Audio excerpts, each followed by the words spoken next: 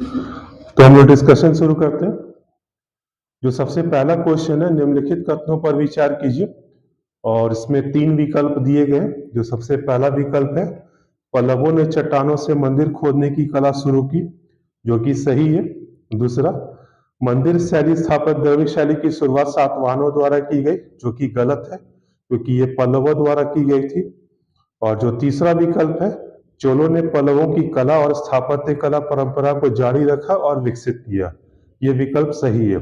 तो क्वेश्चन भी ये पूछा गया है कि उपरोक्त वर्णित कथन में से कितने सही हैं, यानी कि 3 जो कथन दिए गए हैं तो तीनों में से कितने कथन सही है। तो एक को अगर छोड़ दिया जाए तो बाकी 2 कथन यहाँ पे सही है, इसलिए यहाँ पे जो विकल्प हो जाएगा बी, यानी कि केवल 2। क्वेश्चन नंबर 7, भारत के राष्ट्रपति के अभिभाषण पर धन्यवाद प्रस्ताव से संबंधित कितने कथन सही है, यानी कि यहाँ पे 4 कथन दिए गए। जो पहला कथन है, यह प्रस्ताव संविधान में वर्णित अनुच्छेदों से संचालित होता है, सही है ये। धन्यवाद प्रस्ताव दोनों सदनों में पारित होना चाहिए, ये भी सही है। और धन्यवाद प्रस्ताव को अविश्वास प्रस्ताव माना जाता है, इसलिए क्योंकि यदि धन्यवाद प्रस्ताव लोकसभा में पारित नहीं होता है तो ये माना जाता है कि सरकार के लोकसभा में बहुमत नहीं है। और चौथा, धन्यवाद प्रस्ताव में संशोधन लाए जा सकते हैं, तो राज्यसभा में लाया भी गया है। तो इस हिसाब से जो क्वेश्चन पूछा गया है कि कितने कथन सही है, तो यहाँ पे जो आंसर हो जाएगा डी, यानी कि सभी। क्वेश्चन नंबर 11, ये करंट अफेयर से क्वेश्चन पूछा गया, इनमें से कौन से वैश्विक परमाणु व्यवस्था के प्रमुख घटक हैं। और कुल मिला के इसमें 5 विकल्प दिया गया, यानी कि सबसे पहला अप्रसार, सही है ये। निरस्त्रीकरण, ये भी आपका सही है। तीसरा, परमाणु सामग्री सुरक्षा, यह विकल्प भी सही है। और चौथा जो विकल्प दिया गया है, परमाणु ऊर्जा का सभी प्रकार का प्रयोग। जब हम वैश्विक परमाणु व्यवस्था की बात करते हैं तो यहाँ पे शांतिपूर्ण प्रयोग की बात कही गई है, ना कि सभी प्रकार के प्रयोग की बात कही गई है। और जो 5वां विकल्प है, अंतरराष्ट्रीय सहमति और संधियां, यानी कि इस व्यवस्था के अंतर्गत एक अंतरराष्ट्रीय व्यवस्था बनी हुई है जिसमें सहमति और संधियां आती हैं। इसलिए अब जो विकल्प दिया गया है 1, 2 और 3, ये नहीं होगा। 1, 2, 3 और 5, क्योंकि चौथा विकल्प हमारा वो गलत है, इसलिए जो आंसर हो जाएगा वो 11 का बी। क्वेश्चन नंबर 14, निम्नलिखित कथनों में से सत्य कथन की पहचान करें। और ये इकोनॉमिक्स वाला क्वेश्चन है। सबसे पहला विकल्प है, सकल घरेलू उत्पाद के पहले अग्रिम अनुमान को पहली बार 2016-17 में प्रस्तुत किया गया था, जो कि सही है। दूसरा, केंद्रीय वित्त मंत्रालय इस अनुमान को जारी करता है, जो कि गलत है क्योंकि सांख्यिकी कार्यान्वयन मंत्रालय इस अनुमान को जारी करता है। और तीसरा है, ये पहले 7 महीनों में अर्थव्यवस्था के प्रदर्शन पे आधारित होते हैं। तो ये विकल्प गलत है क्योंकि पहले 7 महीने में पहले 7 विषम महीने के जो होंगे उसके प्रदर्शन पे ये आंकड़े जारी होते हैं। इसलिए यहाँ पे जो विकल्प दिया गया है केवल 1 और 2, दूसरा 1, तीसरा 1 और 3, और चौथे में 2 और 3, तो यहाँ पे जो आंसर होगा केवल 1। क्वेश्चन नंबर 13 है, इनमें से कौन सा चोक पॉइंट नहीं है, चोक बिंदु। तो जब भी हम लोग इसको देखते हैं चोक पॉइंट एक्चुअल में होता है क्या, तो ऐसे जगह पे जहां पे किसी जहाज के रुकने की व्यवस्था होती है। तो यहाँ पे अगर हम स्वेज नहर को देखें वो भी एक चोक पॉइंट है, पनामा नहर को देखें तो वो भी एक पॉइंट है, फिर पाक खाड़ी को देखते हैं तो वो नहीं, इसलिए यहाँ पे आंसर हो जाएगा सी।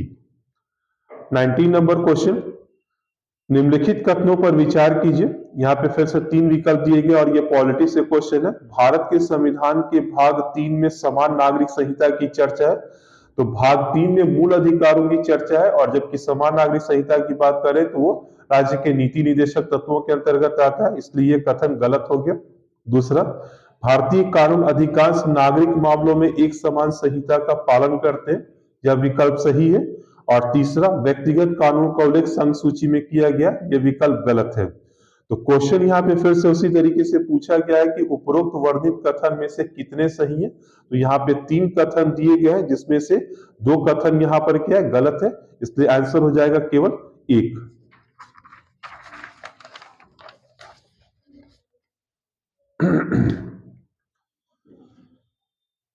क्वेश्चन, ये पॉलिटी से, निम्नलिखित कथनों पर विचार कीजिए। मतदान का अधिकार मौलिक अधिकार के साथ साथ सामान्य कानूनी अधिकार है, जो कि सही नहीं है।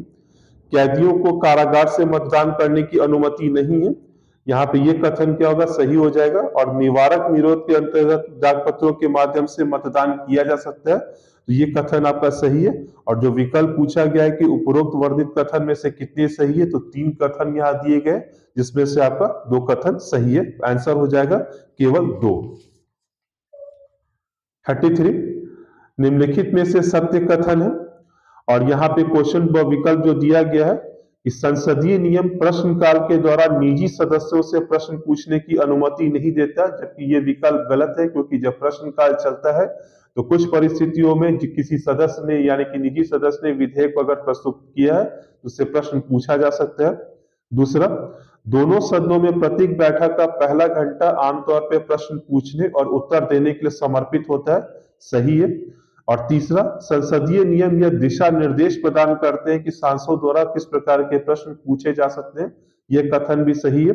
और यहाँ पे जो विकल्प दिया गया 1 और 2, 2 और 3, 1 और 3 और सभी, जिसमें से प्रथम वाला विकल्प गलत है, इसलिए जो आंसर हो जाएगा वो 2 और 3। 36 नंबर क्वेश्चन, 1980 के दशक में जापानी शोधकर्ताओं ने शहरी खनन यानी कि अर्बन माइनिंग शब्द बनाया। इसका प्रयोग किस संदर्भ में किया गया था? तो जब हम अर्बन माइनिंग शब्द की बात करते हैं तो इसका अर्थ ये निकलता है कि जो भी इलेक्ट्रॉनिक उपकरण है और जो बाद में उपयोग में नहीं रह जाते, तो उनसे जो दुर्लभ खनिजों का जो संग्रहण किया जाता है, उसी के लिए से शब्द आता है अर्बन माइनिंग।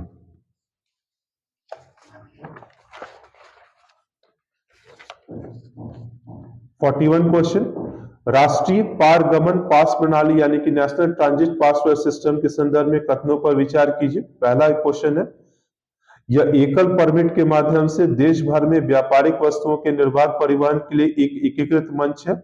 यह प्रणाली व्यापारियों और किसानों को कई राज्यों से परमिट प्राप्त करने की आवश्यकता को समाप्त कर देगी, और इसके द्वारा क्यूआर कोड वाले परमिट किसी भी राज्य परिवहन विभाग द्वारा पढ़े जा सकते हैं। तो यहाँ पे जब हम राज्य परिवहन विभाग की बात करते हैं तो यहाँ पे हमें ये ध्यान में रखना पड़ेगा कि ये राज्य परिवहन विभाग से संबंधित नहीं है, बल्कि ये जो है वो वन विभाग से संबंधित है। ये क्वेश्चन नंबर 56, निम्नलिखित विनियमित निकायों पर विचार करें, यानी कि रेगुलेटेड एंटाइटीज जो है उनके ऊपर बात की गई है। तो पहला जो विकल्प दिया गया, अनुसूचित व्यावसायिक बैंक या व्यापारिक बैंक। दूसरा है आरबीआई के पास पंजीकृत जमा स्वीकार करने वाले एनबीएफसी यानी कि नॉन बैंकिंग फाइनेंशियल कंपनी। तीसरा है क्षेत्रीय ग्रामीण बैंक। और चौथा है गृह वित्त कंपनी या हाउसिंग फाइनेंस कंपनी। जो क्वेश्चन पूछा गया है कि उपरोक्त वर्णित विनियमित निकायों में से कौन से हरित जमा यानी कि ग्रीन डिपॉजिट्स को स्वीकार करने के लिए अधिकृत है? तो जो पहला विकल्प है यानी कि अनुसूचित व्यावसायिक बैंक, ये सही है।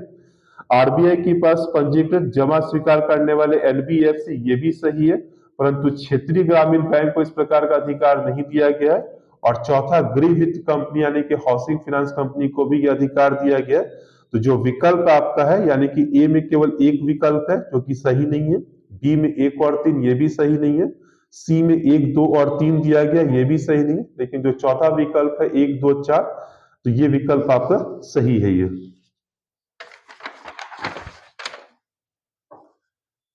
69 नंबर जो क्वेश्चन है, इनमें से कौन से देशों का समूह पार्टनर्स इन ब्लू पैसिफिक को समाहित करता है? यानी कि क्वेश्चन ये पूछा गया है कि ब्लू पैसिफिक में कौन कौन से देशों का शामिल यहाँ पे किया गया है। तो जो विकल्प दिया गया उसके हिसाब से इसमें अमेरिका, ऑस्ट्रेलिया, न्यूजीलैंड, जापान और ब्रिटेन इसके अंतर्गत आते हैं। तो इस क्वेश्चन का जो आंसर हो जाएगा वो हो जाएगा बी। क्वेश्चन नंबर 66, निम्नलिखित कथनों पर विचार करें। भारत सरकार अधिनियम 1990 ने प्रांतीय विधानसभाओं को महिलाओं को मताधिकार देने की अनुमति दी, सही है ये।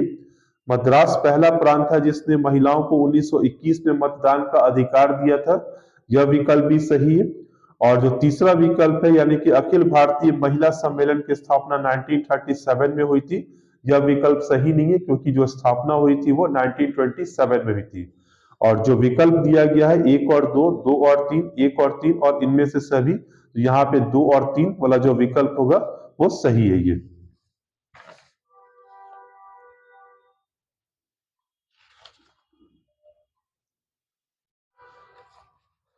यहाँ पे क्वेश्चन पूछा गया, स्वतंत्रता संघर्ष के दौरान इनमें से कौन ज्यूरिख में अंतर्राष्ट्रीय प्रो इंडिया समिति का अध्यक्ष बना और बाद में इंडियन नेशनल पार्टी की शुरुआत की? और जो विकल्प दिया गया, चंपक रमन, रॉबर्ट क्रूम, मंडप के आर कामा और के आर बोस। तो यहाँ पे जो आंसर होगा वो चंपक रमन होगा ये।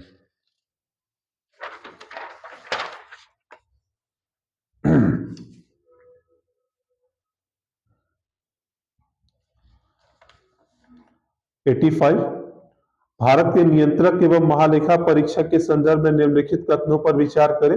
यहाँ पे सबसे पहला जो है, यह संविधान के अनुच्छेद 148 के तहत संवैधानिक पद है, सही है। राष्ट्रपति द्वारा सीएजी को उसी तरीके से पद से हटाया जा सकता है जैसे उच्चतम न्यायालय के न्यायाधीश को, ये भी सही है। और उसके बाद जो विकल्प है कि सीएजी अपना वार्षिक प्रतिवेदन लोक लेखा माध्यम की समिति से संसद को देता है, जो कि गलत है, यह विकल्प सही नहीं है, इसलिए जो आंसर हो जाएगा केवल 2।